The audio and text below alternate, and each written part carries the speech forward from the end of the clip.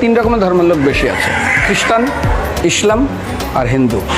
100 জন খ্রিস্টানকে যদি একই প্রশ্ন করে তোদের ভগবানকে, একবারই বলবে আমাদের ভগবান ঈসা মসীহ, যিশু ক্রাইস্ট। মুসলমানকে জিজ্ঞাসা করবে 3 থেকে 5 মানে মৃত্যুর আগে পর্যন্ত, যাকে এই তোদের ভগবানকে, একই উত্তর দেবে, ভাই আমাদের ভগবান হলো আল্লাহ। হিন্দুদেরকে যদি একই প্রশ্ন করা হয়, ভাই তোদের ভগবানকে, কনফিউজ। 100% হিন্দু 100% কনফিউজ, জানে না ভগবানকে। দ্বিতীয়ত, যদি তুই মুসলমানকে জিজ্ঞাসা হয় তোরা মসজিদে কেন যাচ্ছিস, ওদের শেখানো হয় মসজিদে যেতে হবে নামাজ আদায় করার জন্য। সপ্তাহে ওরা 100% একদিন মসজিদে যাবেই।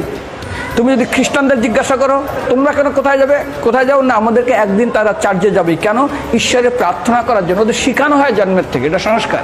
আর হিন্দুদের যদি জিজ্ঞাসা করে তোমরা মন্দিরে কেন যাচ্ছ, হ্যাঁ আমার ছেলের বিয়ে হচ্ছে না, আমার মেয়ের বাচ্চা হচ্ছে না, আমার বাবা হসপিটালে আছে, কালকের আমার মামলার ডেট আছে, আমার ব্যবসা খুব খারাপ, আমার শরীর খুব খারাপ।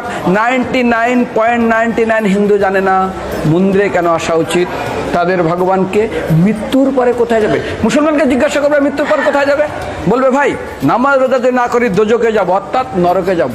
যদি হিন্দুদেরকে জিজ্ঞাসা, ওদেরকে বলবে আর যদি করো নামাজ রোজা করি তাহলে বেহেশতে স্বর্গে যাব। যদি খ্রিস্টানদেরকে জিজ্ঞাসা করো, এই তোমরা যদি আমরা ঈশ্বর আরাধনা করি হেল অর্থাৎ নরকে যাব। যদি বলা হয় যদি করো ঈশ্বর আরাধনা তাহলে তোমরা হেভেন স্বর্গে যাব। আর হিন্দুদেরকে বলে যে তোমরা মরার পরেই 99% হিন্দু এটাই বলে, মিথ্যাই বলে, আমার বাবার স্বজ্ঞানে স্বর্গে গিয়ে বসে। তোর বাবা কি জমি কেনা আছে নাকি স্বর্গে?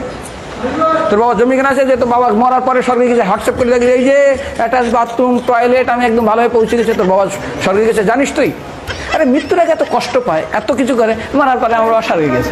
আরে যখন পুলিশে কোনো কয়েদি কোনো অপরাধীকে ধরে 2-4 ডান্ডা মারে, তারপর থানায় গিয়ে আরো ট্রিটমেন্ট করে, তারপরে কোর্টে বিচারে, তারপর জেল কাটে। মৃত্যুর আগে এত কষ্ট করে আমরা মারা যাই, মারার পরে আমার বাবা স্বর্গে গিয়ে বসে আছে, ওর বাবার জন্য জমি কেনা আছে না, এরকম বলা যাবে না। এই জন্য আমাদের শাস্ত্র বলে পরলোকগত, স্বর্গীয় বলে না।